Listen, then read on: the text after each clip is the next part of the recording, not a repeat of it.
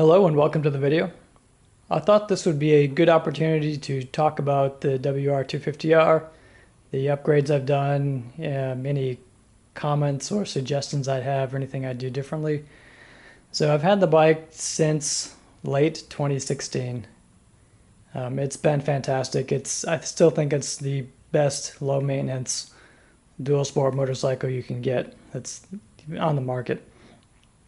There are some limitations of it. Again, yes, it is a 250. It doesn't have a lot of power, but exhaust system upgrades and a power commander does help. So I've done that, and I think it was worth the expense. I've also done some other modifications. I've added the Parabellum windscreen. If you're doing any highway travel at speed 60, 70 mile an hour, it's worth it. That extra wind protection is nice. Yes, it does make it a bit hotter if you're doing, let's say, off-road trail riding. So that's a con. That depends on your use case. For me, I don't do a lot of real true off-road trails on this bike, so the highway wind protection was very worth it. One of the things I have done recently, let me comment on that. Other than the motor, the other biggest problem this bike has is the shock. So the shock that Yamaha uses on this bike is just not very well designed. It's inexpensive. It just does not perform well at all. There are some aftermarket shocks. You can completely replace the shock. That's a good option if you have the money. What I decided to do is revalve the shock using the kit available from Go Race Suspension. I did that about 2 months ago. If you're mechanically inclined and have the appropriate tools, you can do it yourself. It's not that difficult.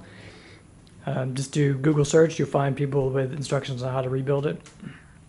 Just make sure they make sense and the procedures make sense to you. But it's not really that difficult. So I rebuilt the shock using the kit that Travis provides from Go Race. It's complete night and day difference. It's so much better. It completely changes the rear end suspension behavior on the bike. It is now smooth and supple, if you want to use that word, and the rebound damping is completely controlled now, where it used to be problematic. So it behaves like it should behave. It behaves like a good performing rear shock should behave now.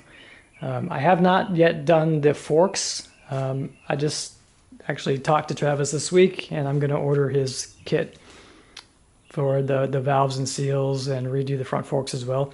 The forks on this bike are actually decent. I would be happy leaving them as is, but since I'm going to go ahead and resurface the forks, I decided to upgrade the valves anyway. One comment about if you have not disassembled your bike and re-greased all your bearings, this is a 2016. I think the previous owner had done that at one point when he had owned the bike. I've owned it for about 3 years. When I did the shock, several of the bearings in the rear pivot arm were basically, the grease was dried out. So I basically pulled all the bearings out, stripped all the old dried grease out, and re-greased everything. That also made a big difference in just the way the suspension behaves now. I think that the greasing as well has made it very smooth, just the way the rear end suspension works. So I checked that out as well. If you have not serviced your bearings on the bike for a couple of years, it's worth doing that. It's worth removing the swing arm and the bearings and servicing them, repacking them with grease. Other than that, it's a great bike. Yeah, I highly recommend it. Still, with the options on the market, I don't think I would pick anything else for the price that you get and the features you get on this bike. It's hard to beat. There's just no equivalent combination of maintenance intervals and dual sport out there. Yep, I guess that's about all I have to talk about on the WR. If you have any questions, leave some comments in the post. I may have a few additional videos coming up. One of my purchases I made a couple months ago was a new 2019 KTM 150. I've ridden it twice. It's an absolute blast. And if you notice, I've got the motor torn apart right now. I have an Arcatech head insert I've just received. I'm going to put on that.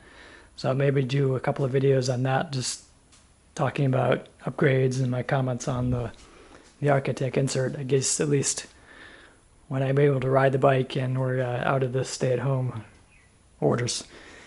So hope everyone stays safe and see you later.